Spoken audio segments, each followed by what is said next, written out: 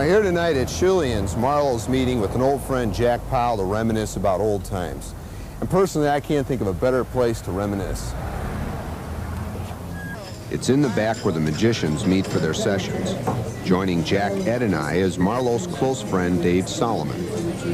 With a voice like Brando's godfather and the hands of a much younger man, at age 68, Marlo is nothing less than extraordinary.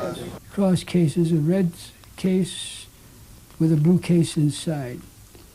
You open up the blue case, and as you can see, we have a blue deck in there now. And when I remove the blue deck, I want you to notice inside there, right in there is another deck besides this one.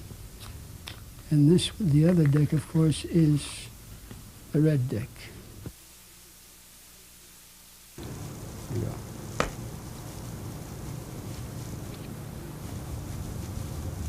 Here's a close-up of the same effect.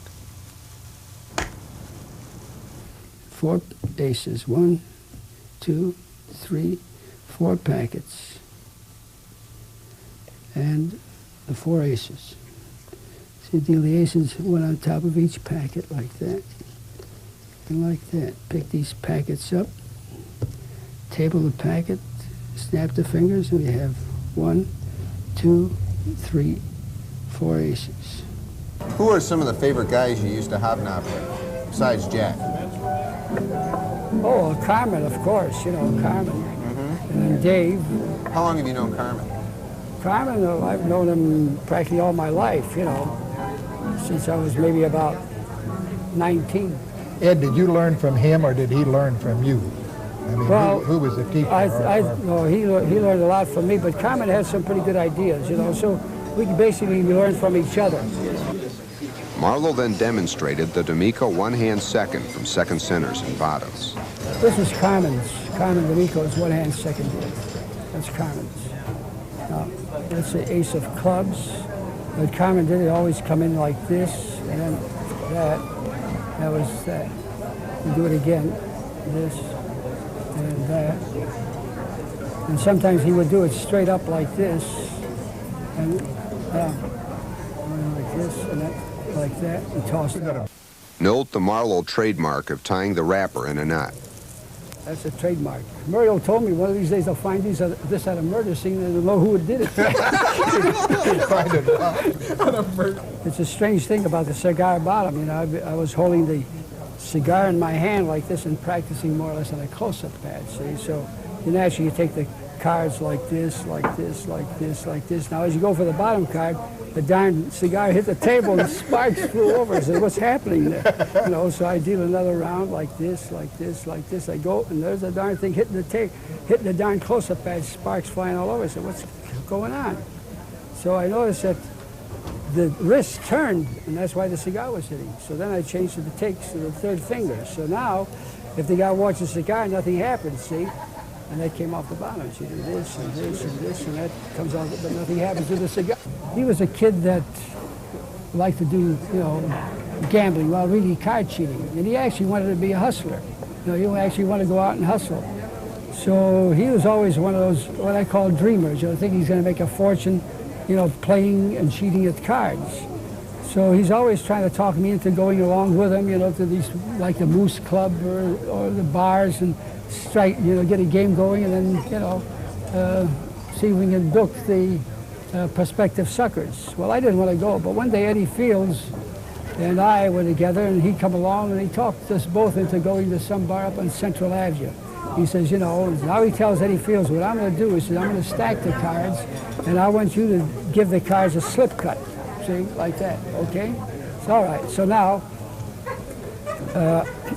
Hennish is sitting, no, this is Hennish, Eddie Fields over there, and myself here, and the sucker walks in after we play a few hands of poker. You know, he says, can I sit in? So he sits in over there. So now, Hennish shuffles the cards, he passes them to Eddie Fields to cut, and Eddie Fields goes, and the cards go all over. He's trying to do a Erdnase type slip cut. So he picks up the cards and he puts them down, and the Hennish takes them back, and he says, well, shuffle them and then cut them. So that Eddie Fields goes ahead and cuts them while the hand is blown. You know, the hand he stacked is blown. Now, he goes around again, so again Frank gets the deck and he stacks the cards. He passes them to Eddie, and he does the same thing up in the air, you know, like this, like a gazelle. He didn't believe it, you know, and especially after he bragged about how he knew all about gambling, you know, and the moves. And the cards scatter all over. Again, the hand is blown. So now, the next time when Hennish gets the deck, he just shuffles fairly, because what the other work he had on it was sand work, you know, along the edges, sand work. He had the work in for that. So now he goes ahead and after the shuffle, he gives the deck to Eddie. He says, just cut him. He says, just cut him twice. So now Eddie goes and cuts, right? Fine. Everything is okay, now we're in business. Now he starts dealing, right? And as he's dealing, he's going to do a second when he sees the sand cut, right? He's dealing seconds. In the meantime, Eddie Fields is doing this. He wants to see how fine of a brief the guy's getting. He's going like this. And Hennish is going like this. I couldn't believe it. I said, I couldn't believe Eddie Fields wanting to see how fine of a brief the guy was taking. How much did you guys make? So anyway, no, so the story, so besides the sand work in there, he also had the punch work in there. But when I see the way the game was going, so I decided to go and start using the punch deal. So during the punch deal, you don't have to look, you know, you don't have to burn the deck. You can converse and take it nice and easy. There's no problem, see? And since I was talking, even none of these guys, even Frank didn't suspect that I had, because he didn't know I had the work in there. So anyway, we finally took the sucker. And they counted it up, it was like $5.75. Marlo's technique is usually flawless, as in the eidetic change.